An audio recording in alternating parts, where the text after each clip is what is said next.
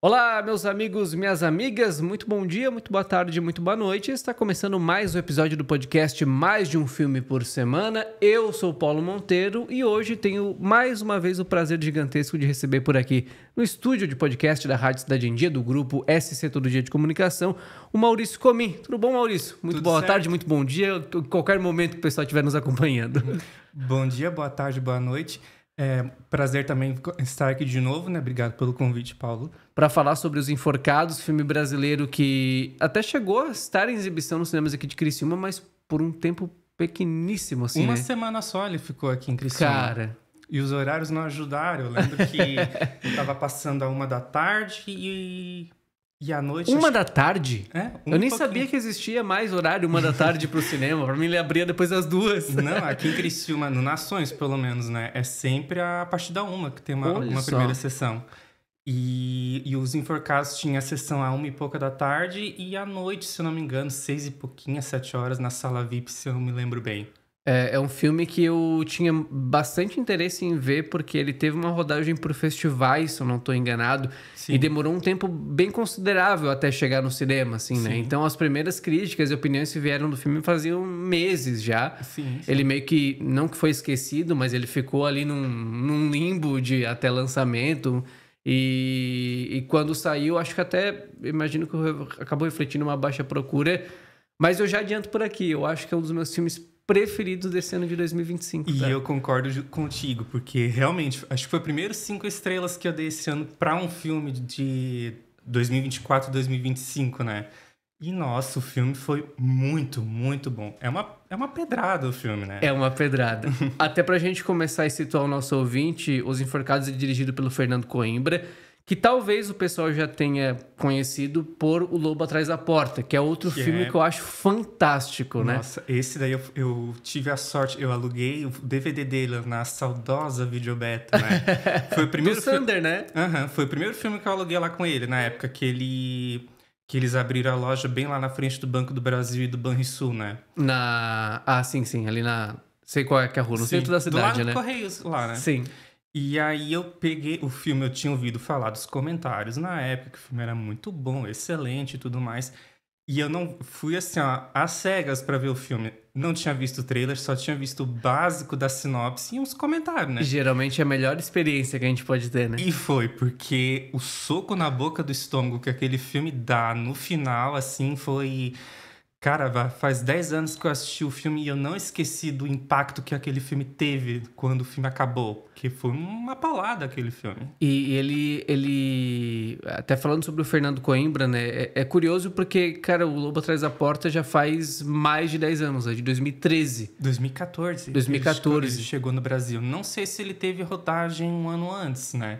Tem Acho que por festival sim, né? Ele tem carinha de festival, não sei se Gramado, Se eu Rio, não me mas engan- tem. Não sei se tu lembra, ele chegou a ser indicado no DGA, no Sindicato dos Diretores, o Sério? Fernando Coimbra. Ele foi indicado por aquele filme. Acho que não sei se foi pra direção estreante ou alguma coisa assim. Isso explica muita coisa, porque quando a gente abre os trabalhos do Fernando Coimbra, ele tem algumas obras internacionais, assim, né? Ele fez alguns trabalhos em séries e tem um filme em específico dele. O Castelo de Areia. Isso. Que eu fui lembrar. Eu tava escrevendo a crítica, já tava pronto pra dizer assim, ó, que era o retorno dele à direção. E daí eu fui olhar no IMDb e tava lá que ele fez o Castelo de Areia. E eu vi aquele filme na época. É o filme que eu lembro, assim, até, sinceramente, até naquela reta final, assim, Bom, 2017, tinha já o Henry Cavill, que tava em alta, né? Sim, e então o lembro Nicolas da Hoult rodagem também dele. tava no elenco, né? Sim, que também tava em alta. Sim, e eu não lembrava muito do filme, assim. Eu lembro que eu gostei, mas hoje, se tu me perguntar do filme, eu não... Mesmo relendo a minha crítica que eu escrevi na época, eu fiquei... Não lembro muita coisa. Mas já faz muito tempo também, né? Pois é, eu não assisti esse filme, mas eu lembro que quando eu assisti O Lobo Atrás da Porta, eu acabei não indo procurar a filmografia do Fernando Coimbra, mas me tinha muito claro, assim, que ele era um diretor diferenciado de uma nova geração de cineastas brasileiros. E por isso que me causou até a surpresa de que esse é o terceiro filme dele em 10 anos e o segundo filme dele nacional, Os Enforcados, em um período de mais de 10 anos. Porque a gente já tá acostumado a ver, por exemplo, Kleber Mendonça Filho lançando filme de 3 em 3 anos, Marco Dutra, Juliana Rojas, sempre lançando muito constantes, né? Desculpa te cortar, tem também um diretor que eu gosto muito, o Afonso Poyart, que ele fez Ele fez Dois Coelhos.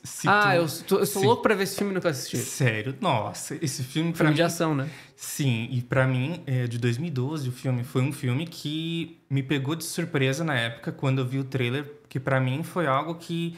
Eu acho que foi um filme de... Eu não digo... Hoje a gente fala da retomada do cinema nacional, né? Sim. Mas naquela época eu acho que foi um filme que, pra mim, meio que explodiu a cabeça, porque ele, além de ser diferenciado em tom, estilo e forma, o Afonso Poyart fez muitos experimentos visuais. Legal. Revendo o filme até uns 3 anos atrás, eu reparei que ele tem muitos filtros digitais que tu vai perceber quando tu assistir.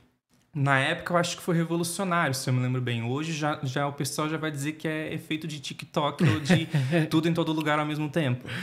E o filme do Afonso Poyart, assim, ele foi até para Hollywood depois. Ele chegou a fazer Presságios de um Crime com o Anthony Hopkins e o Colin Farrell. E depois, qual foi o outro que ele fez? Ele fez a cinebiografia do José Aldo, acho que é Mais Forte que o Mundo. Mais Forte que o Mundo. Que foi com o José Loreto, né? Esse mesmo. E depois, agora ele saiu um filme de ficção científica também na Netflix, que ele dirigiu, Biônicos, só que eu não assisti ainda. Também não. É até um diretor que eu não conhecia o trabalho. Mas, bom, falar sobre Os Enforcados, então. Já falamos um pouco de Fernando Coimbra, que eu quero que ele lance filmes em pelo menos 5 anos, porque, cara, ele é muito bom. E Os Enforcados conta a história desse casal, onde o homem do casal, né, é um casal heterossexual, onde o homem, ele é dono de vários caça-níqueis no Rio de Janeiro, porém ele divide esse controle com o seu tio, o qual ele acredita, inclusive, que tenha matado seu pai, mas não tem provas para isso. Acontece que ele quer deixar esse mundo dos caça-níqueis, de certa forma deixar esse mundo do crime do Rio de Janeiro, porque as contas já não estão mais fechando e ele acha que é o momento de se livrar desse universo, até porque foi um universo que ele foi puxado, né? Não, mas porque ele foi puxado, porque ele fala que ele foi criado em Miami, né? Então ele quer se livrar disso e voltar a viver uma vida o mais normal possível. Porém, como as coisas não estão indo bem, surge a magnífica ideia, dada pela sua própria esposa, de assassinar o tio. Pegar a outra parte do dinheiro que tem nesse mundo do crime dos caça-níqueis e aí sim conseguir mudar em definitivo de vida. Porém, quando ele mata o tio, ele descobre que o tio tinha dívidas e não exatamente muito dinheiro. E acho melhor a gente não falar mais do filme para não estragar os spoilers do filme, né? Exatamente. Porque, para mim, um dos grandes prazeres do filme é justamente perceber como a história vai escalando de maneiras assim que a gente pensa que eles vão suavizar um pouco, né? Não. Mas não, o filme ele vai e não para mais. Ele é um filme que me lembra muito quando assisti recentemente, mas na medida que ele foi caminhando, eu fui... Cara, isso é meio Argo, né? Sabe? Que é essa tragédia de erros. Sim, só que, sinceramente, é porque o Argo tem um tom mais cômico, né? Bem mais cômico. Os irmãos Coen têm esse tom sempre muito cômico dentro dos seus filmes. Sim. Mas é uma tragédia que ela é a tragédia pela tragédia, assim, exato, sabe? Assim, eu tava até... Quando eu tava assistindo, eu lembrei justamente de Ladrões, do Darren Aronofsky, né? Que da mesma maneira, aquele tipo de filme de personagens que vão tomando decisões na base do impulso e que essas decisões vão se tornando cada vez maiores, vai virando uma bola de neve que eles não têm como escapar. No caso, se o filme do Aronofsky é aquela coisa mais divertida, tem aquele senso de peso que o filme reconhece, né? E ele é um estilo muito jovial, de certa forma, exatamente, né? E Os Enforcados, ele já é um tom mais pesado. Ele reconhece o peso de cada consequência das ações dos personagens naquele filme. E como a gente falou, né? Ele não para e vai escalando de uma maneira que tu pensa assim... vai acontecer o pior. E vai acontecer, né? E eu acho que um dos pontos altos do filme é um filme de 2 horas e pouquinho, assim. Acho que 2 horas quase fechadinhas. E que quando tu pensa que a escalada ela parou, ela vai de novo, né? Então, o peso das consequências ele vai sendo sempre dobrado de alguma forma. E é isso que te vai surpreendendo. E eu até acho que alguns filmes fazem esse movimento de... nossa, é um peso, uma medida, um peso, uma medida. de maneira desproporcional ou até desbalanceada. Sim. E ele não. Eu não sei se é por conta do cenário do Rio de Janeiro, dessa questão que a gente está acostumado, inclusive. Sim, ver. eu não posso falar muito também, porque eu não conheço particularmente o Rio de Janeiro. Nunca fui lá também, sim, né? Localmente. Então, assim, tem essa questão que pesa muito da realidade nossa, né? Que a gente reconhece, que a gente vê lá a questão da criminalidade. O filme, ele até... uma coisa que eu pontuei na minha crítica do filme no meu site, que o filme, quando a gente lida com personagens que são, de fato, assim, não muito bons, por assim dizer, que a gente não consegue gostar. Não por são assim... heróis, né? Exatamente, né? A gente tem... Os diretores tendem a ir para um lado que mais racional, mais ou menos como o David Fincher faz nos filmes dele, né? Que é permitir que a gente não exatamente torça ou goste deles, mas de uma forma distanciada bastante para que a gente torça de maneira racional para que eles consigam se safar, mas não exatamente a gente goste deles, né? Então meio Breaking Bad, né? Exatamente, por aí. Então, essa é uma questão que o Fernando Coimbra faz muito bem, e que ele também fez em Um Lobo Atrás da Porta, de manter a história naquela tensão constante e manter a jornada dos personagens naquela coisa que vai indo, assim, né? Ele respeita a jornada dos personagens, né, ao longo da história.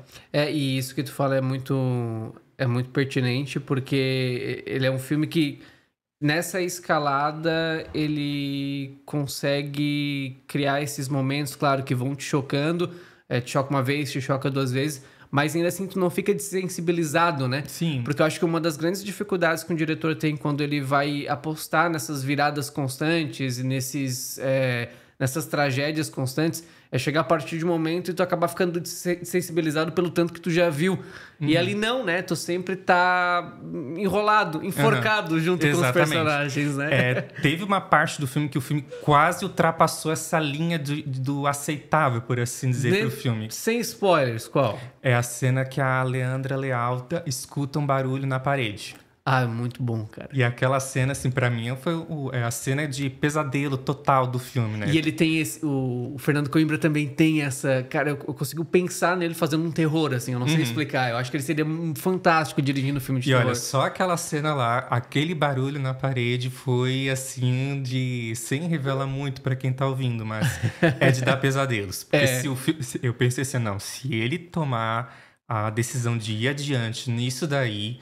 O filme vai ficar pesado demais, mas muito pesado. Mas, assim, acho que ele teve um certo bom senso de segurar um pouco, permitir que seja uma lógica da personagem de pensar que aquilo aconteceu. Porque, de certa maneira, a paranoia que vai tomando conta dela e também do próprio Irandir Santos no filme, né? Os dois estão excelentes, né, cara? Nossa, isso inegável. Ela também já tá um arraso no filme do A Lobo Atrás da Porta, né? Eu sou apaixonado pela Leandra Leal, acho ela maravilhosa, cara. E é uma querida também, né? Ela é muito boa mesmo. Mas o filme realmente, assim, aquela cena da parede foi, assim, realmente assustadora, eu diria. E sabe uma coisa que até vendo discussões nesse ano de filmes lançados em 2025, eu vi muita gente falando sobre filmes que ele tem cara de algo novo. E eu não sei explicar tão bem por quê, mas filmes que visualmente parecem algo novo e diferente. Cito, por exemplo, o 28 Years Later, que eu não lembro como é que ficou em português. Extermínio a Revolução. Que tem... Não sei, são filmes que tu bate o olho e parece que ele tem uma estética, algo visualmente diferente. Aquele filme do Danny Boyle, o Extermínio, ele foi rodado com iPhones. Sim. Né? E eu, particularmente, eu não gostei muito da forma como o Danny Boyle fez isso no filme, porque ele é um diretor que ele tende a excessos visuais e narrativos e às vezes estéticos, né? E no primeiro filme ele usou câmeras digitais de baixíssima resolução que ajudou a construir a atmosfera do filme. Essa coisa suja, né? Exatamente. Assim, meio rabiscada. Exatamente. No primeiro funcionou muitíssimo bem. Já no segundo já não foi ele, mas eu sei que a sequência de abertura do filme foi dirigida por ele. Eu não vi o segundo ainda. O 2 eu acho uma das raras continuações que batem com o primeiro. Sério? Eu até diria que, assim, ó, ele me lembrou muito a dobradinha Alien e Aliens do Resgate. Tá. Que o primeiro era mais puxado num suspense psicológico e o segundo parte mais para uma ação constante, sem concessões. Algo que no segundo Extermínio foi bem assim, ele é mais parte pra ação do que um terror bem forte, particularmente. Eu acho que o 2 até, ele é o mais violento da trilogia, eu acho. Olha só. E o terceiro, Extermínio, justamente pelo fato dele ter sido rodado no iPhone, e o Danny Boyle tem aquela questão de, como eu falei antes, muitas trucagens visuais. Eu achei que as trucagens visuais que ele fez, aquele bullet time que ele inventou, eu achei mais distraía mais do que ajudava a construir a ação, né? Então foi uma coisa que não me agradou muito no terceiro Extermínio, apesar de a fotografia daquele filme ser realmente espetacular até. Mas é uma coisa, é um filme que eu bati o olho em algumas cenas, aquela cena, por exemplo, que eles correm na água, né, de volta pra casa, que ele tem algo que foge muito visualmente, representa algo pra mim muito novo, e talvez seja essa estética dos iPhones, mas eu cito, por exemplo, o Superman também, um novo, né, Superman.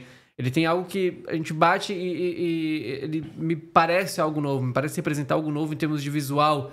E esse filme do Fernando Coimbra também, assim, eu não sei qual que é a estratégia, qual que é a técnica de filmagem. Provavelmente foi uso de câmeras digitais, porque eu diria que Mas qual que é a diferença exatamente? Porque tem outros filmes que também usam, né? Sim, eu diria que assim, a filmagem película a gente percebe pelo granulado mais aparente. O digital tem aquela nitidez que é muito forte, que... Uma saturação quase, exato, né? que fica muito destacado. Um ponto até que me vale citar sobre Ataque dos Cães. Adoro esse filme. Exato. O Jane filme, Campion. ele foi fotografado em digital. Eu, particularmente, no que refere a faroeste tem que ter... não exatamente ser rodado em película, mas o filme do Ataque dos Cães, por exemplo, o fato de ter sido rodado em digital ressalta o aspecto justamente de criação do filme. Como se fosse... A gente percebesse que é um cenário, essa coisa assim, e tira um pouquinho, particularmente para mim, da questão da imersão do filme, porque o faroeste é um gênero que é rodado em película, geralmente. Faz parte da tradição do gênero. O próprio, aquele Horizon, do Kevin Costner, no ano passado. Eu adorei esse filme. Quer dizer, adorei. Não gostei tanto, mas ele é um filme que ficou na minha cabeça. Foi um filme que eu gostei mais ou menos, mas eu achei muito... ele foi muito autoindulgente da parte do Kevin Costner naquele filme. Ele foi rodado em digital, mas o Kevin Costner foi inteligente de fazer um processamento digital na imagem para ter um tratamento de imagem próximo da película. Então, tem essa questão que o filme do Horizon acaba, como é que se diz, passando um pouco naquela questão do faroeste, de respeitar as regras do gênero. E o Ataque dos Cães, aquele digital, eu achei que ficou muito distrativo. Tu percebe a nitidez muito forte da imagem, que acaba ressaltando os aspectos dos cenários do filme. Que daí a gente vai tender a observar que é uma coisa construída e não algo da época mesmo, né? Eu particularmente com o Ataque dos Cães, eu tenho uma memória de uma fotografia assim que não é que ela me chama muita atenção, mas por mais que ela seja digital, ela me passa um conforto estranho em termos de luz, assim. As cenas de pôr do sol, por exemplo, né? Que eu acho que até a cena da capa, que tá o Benedict Cumberbatch e tá um sol a meia altura, me passa um certo conforto ali que eu não sei explicar. Mas, sobre Os Enforcados ainda... Uma coisa que eu achei muito interessante, porque por mais que seja esse filme que trata sobre o jogo do bicho e as consequências, né? Ali dentro do Rio de Janeiro, jogo do bicho não, né? Caça-níqueis. Ele não explora necessariamente esse ambiente de pobreza que permeia esses cenários de caça-níqueis, né? Ele não é um filme que ele busca... explorar, ser muito impositivo nessa questão, né? De ser meio bait, né? Nossa, eu vou aproveitar esses cenários do Rio de Janeiro, etc., das favelas, e vou falar sobre pobreza. Não, ele faz... Eu achei um recorte, inclusive, inteligente para o âmbito da tragédia, que ele tá sempre nesses ambientes luxuosos, no fim das contas, né? E acho até que foi uma decisão certa do Fernando Coimbra, porque se ele colocasse mais assunto no filme, o filme ia ficar muito carregado. Sim. Ia ter muito mais coisa pro filme tratar, e que daí ia tirar a atenção do espectador para a história que está sendo contada. Que é o que importa são aqueles dois, né? Exatamente. E aí acredito que se o filme focasse em mais coisa, o filme poderia distrair um pouco da atenção, e justamente porque... a questão da construção da história, da tensão dos personagens, isso acabaria distraindo a atenção do espectador, ia pensar o filme poderia ser mal interpretado, talvez, de repente, dentro do conceito do universo que ele apresenta e tudo mais. Então, acho que foi uma decisão certa por parte do Coimbra de manter concentrado nos personagens e naquela tragédia de erros que vai se acumulando ao longo do filme, né? E outra coisa que esse filme tem que ele, no fim das contas, ele se assemelha de alguma forma com filmes de máfia, né? Sim. E eu acho isso genial, porque olha o quão rico é o cenário, por exemplo, do Jogo do Bicho, dessas ideias de facções, mas principalmente de Jogo do Bicho, Caça-Níquel... Até Tarô o filme tem, né? Isso! E até tava pensando assim, né? Depois que o filme acabou, poxa, tudo isso aconteceu por causa de uma leitura errada do tarô. Exatamente. Poxa, e ainda por cima foi avisada pela mãe, né? Exatamente. A mãe, que se a mãe faz a leitura, é capaz de dar errado. Aí que tá a perspicácia do inclusive, eu acho que o senso de humor desse filme, né? Sim. Porque ele tem essas tiradas de... Não é que ele seja um filme bem humorado ou que seja um filme engraçado, né? Mas sendo essa tragédia de erros, as coisas dão tão errado, tu fica tipo, pô, cara, sabe? É um riso nervoso. É um riso nervoso, exatamente. Isso que tu pega no tarô é justamente isso, né? Toda a história dá errado por conta de uma carta de tarô tirada errado. Sim. Eu acho muito bom o Fernando Coimbra nesse sentido. E até mesmo a última cena do filme faz uma piadinha, assim, bem emboladinha, né? Também, né? Qual? Não precisa dar os spoilers, mas A última fala que a Leandra Leal diz no filme sobre a reforma. Ah, sim, sim! Exatamente. Nossa, foi genial. Um momento, assim, muito... assim, o filme já terminou daquela maneira e ainda por cima, ainda termina com uma piadinha que foi muito bem colocada de uma maneira inesperada e termina o filme num ponto máximo dele, ainda por cima. Até sobre... Você falou sobre essa questão de excessos, né? No sentido de que se ele adicionasse mais coisas, poderia se perder completamente. Mas, olhando pro filme, eu gosto tanto como ele consegue misturar alguns gêneros com uma brasilidade absurda, né? Que é esse cenário de Rio de Janeiro e etc. Mas, quando eu sinto, por exemplo, que ele parece um filme de máfia e ele é um filme de tragédia de erros, e ele é um filme de tragédia de erros também, mas... Quando eu olho pro filme, eu consigo ver o melhor dele nesse conflito conjugal. No fim das contas, né, por mais que seja um filme de máfia, um filme de tragédia de erros, ele é um filme que te segura muito por conta desse conflito conjugal, né, que é quase uma crise de casamento. Claro, ancorada nessa questão dos caça-níqueis e desse cenário de fora que acaba afetando o casal. Mas a forma como o casal vai encarando essas tragédias faz com que, no fim das contas, o filme seja muito forte por conta desse conflito dos dois, né? E vale dizer, assim, que o filme tem a própria inspiração do filme, eu diria, acho que foi muito as tragédias shakespearianas. Sim, e a abertura dele, né? E eu não tive como não lembrar sobre a Macbeth na história. Pra mim, eu diria que... O tio que matou o pai. Eu diria que a Leandra Leal foi a própria encarnação da Lady Macbeth no filme. É verdade. E, curiosamente, existe um filme nacional que adaptou Macbeth, foi lançado em 2015, A Floresta que se Move, e que tem a Ana Paula Arósio no elenco. E uma rara aparição nos cinemas brasileiros. Não, foi um lapso, assim, né? Porque ela sumiu depois das novelas. Exato. E só aparece de vez em quando. Só aparece em comercial.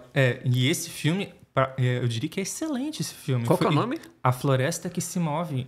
Foi pouquíssimo visto esse filme. Foi outro que eu lembro de ter pegado com o Sander na época da Olha Videoberta. só. Mas bem lembrado dessa questão da tragédia. Até... a forma como o filme é contado, quando ele abre com uma passagem, não é bíblica, mas com uma passagem de um livro, né? Que fala sobre alguém que ocupa um posto de rei, que é exatamente a história que acontece total, né, do filme. Mas eu acho, talvez uma das coisas mais graciosas, assim, desse filme seja o título, Os Enforcados, né? Sim. Porque a tragédia de erros que ele apresenta nada mais, nada menos do que um nó naquela forca a cada vez que alguma coisa dá errado, né? E vai ficando pior. Eu acho que eles se enforcam a cada segundo do filme, né? Não cara, tem... e a reação dos dois, assim, sabe? Como que aqueles personagens reagem. Não é nem só a consequência em si, mas ver a reação daquele casal frente às tragédias. Quando eles descobrem, por exemplo, né? Que daí não é um spoiler, porque eu acho que é o mote do filme, que não é uma herança, é uma dívida. Então, o que eles ganharam com aquilo, Exato. sabe? Então, tem toda essa correria, né, deles durante o filme, né? Pra tentar se escapar disso daí, né? E a gente se enforca junto com eles, pra falar a verdade, exatamente. né? A gente vai se enforcando com eles. Exato. E assim, conforme a história vai indo, a gente vai pensando como que eles vão se safar dessa e parece que vai sempre piorando, né, a situação. E assim, cara, uma pergunta até que eu vou te fazer. Qual foi a tua reação ao final do filme? A tua reação, sem explicar o que acontece, é claro. Cara, como é que eu vou falar? Teríamos que usar um palavrão, porque foi a única coisa que me veio à cabeça na hora que começou o final. Eu achei genial, assim, porque o Fernando Coimbra, ele... Por mais que ele tenha um pé numa realidade, ele tá tratando uma tragédia de erros, mas em nenhum momento o filme descamba pra algo que seja meio impossível, né? Sim, é uma tragédia de erros possíveis, inclusive por conta daquele ambiente onde os personagens estão envolvidos, né? De criminalidade, etc. Só que o final em si, eu acho que ele abre mão exatamente um pouco da racionalidade para mostrar o humor dele e principalmente para mostrar a boa direção visual que ele tem no filme, né? Porque eu acho que vale completamente a pena, porque a explosão, a explosão de um dos personagens, né? De todas aquelas tragédias, uma hora, de internalizar todas aquelas paranoias, uma hora explode aquela personagem. Só que, pra mim, ela vale muito pelo visual. É quase... Não dando spoiler, né? Mas até a maneira... O ambiente onde eles estão é quase um quadro. Exato. Sabe? E o Coimbra filma a cena inteira lá de cima, o apartamento inteiro deles, né? E a gente, quando o Irandir Santos percebe a gaveta que estava fechada e a gente vê o enquadramento e os personagens que aparecem, eu pensei, não, eles não vão fazer isso. Cara. E eles vão. E o filme vai ainda mais um pouco ainda depois do que acontece, né? Eu gosto muito dessa perspicácia do Fernando Coimbra de ficar dobrando a aposta de maneira desse reta final, né? Porque essa cena final em específico, ela tem 3 viradas em 10 minutos, né? Que é quem pegou, quem descobriu que pegou, quem matou, e daí, enfim, tudo que acontece. E, cara, eu fiquei chocado, porque quando acontece aquela primeira coisa, que quando o Irandir Santos chega lá embaixo, o filme vai mais um pouco. E eu não esperava que aquilo lá ia acontecer. Mais ou menos que nem... Isso. Foi algo que eu não esperava mesmo. Ainda mais, assim, a maneira como aconteceu e a forma violenta como é finalizada, né? Então, tanto que eu acho até que justificou a classificação de 18 anos que o filme pegou no Brasil até. Aquela cena final, né? Praticamente por si só justifica. Até porque a questão do tio, né? A morte do tio, ela não é nada muito violento. Porque ela não é mostrada. Exato. Mas a consequência dela a gente vê depois, assim, né? No quarto. Porque a gente não espera. Mas uma coisa que eu fiquei me perguntando naquela consequência, né? Meio burrice, né? Assim, eu fiquei... Cara, por quê? Claro que vai apodrecer, me desculpa, mas eu já vi outros filmes, eu sei o que acontece, etc. Olha, se Sicário durou aquele tempo todo lá no começo na cena de abertura do Sicário, né? Que é uma cena de abertura bem impactante até, né? A sequência de abertura do primeiro Sicário do Denis Villeneuve. E não duvidaria, assim, né? Se ficar trancado daquele jeito, não... Mas uma hora vai cheirar. Eu tenho essa ideia, assim, não tinha outro lugar pra colocar. Tem o Rio de Janeiro inteiro à sua disposição, vários carros, etc. Eu imagino que eles iam acabar tirando de uma maneira ou outra, né? Não sabemos quando, até porque o filme acabou e aparentemente não deram cabo do corpo, né? É verdade, né? Então, provavelmente o que acontece no final é que inevitavelmente vão acabar descobrindo, né? Iam acabar encontrando, né? Pra finalizar, a melhor... até em comparação com o Lobo Atrás da Porta, que eu gosto muito, mas a direção desse filme, cara, do Fernando Coimbra, é fantástico. Quanto que ele consegue dizer com os planos, né? A gente fala sobre esse final que parece um quadro, e por parecer um quadro, parece uma tragédia shakespeariana, mas a forma como ele vai apresentando a degradação desse casal... que no começo eles são muito juntos, né? A primeira cena deles é uma cena de sexo, inclusive. Mas a partir do caminhar da história, eles vão aparecendo sempre em planos distintos, cada vez mais distintos, cada vez mais longes. Tem aquele plano onde eles estão na escada acima, abaixo tá acontecendo a obra, tipo, ela tá aqui e ele tá lá, sabe? Eles são em pontos completamente opostos. Acho genial a forma como ele consegue por meio desse distanciamento visual dos personagens, contar a história deles também. E a própria casa basicamente se torna um personagem, por assim dizer, né? Por estar sempre em reforma, tá? E ele sempre tentando reformar ela, basicamente comenta o próprio relacionamento deles e também a própria... Como é que se diz? Exatamente isso, a relação entre eles e como eles estão... a casa vira um personagem, mais ou menos como o Guillermo del Toro fez no A Colina Escarlate, né? É um ponto de... A casa é o ambiente do conflito deles, né? Exatamente, né? E sempre em conflito, desde o começo do filme, né? Fantástico, fantástico. Tua nota para Os Enforcados de Fernando Coimbra? Eu dei 5 estrelas pra ele. Se eu tivesse que adaptar, assim, pro 0 a 10, eu daria um 9,5, assim, quase um 9,9, eu diria. Caramba! Porque foi muito bom o filme. Eu diria que foi uma experiência, assim, muito intensa, né? Eu diria. Uma das mais intensas do ano, eu diria. Eu vou quase contigo, eu dou um 4,5 de 5, é a minha nota para esse filme, mas eu reforço, é um dos melhores filmes que eu vi nesse ano de 2025. E eu acho que quando acabar o ano dá pra falar, inclusive, só sobre filmes brasileiros.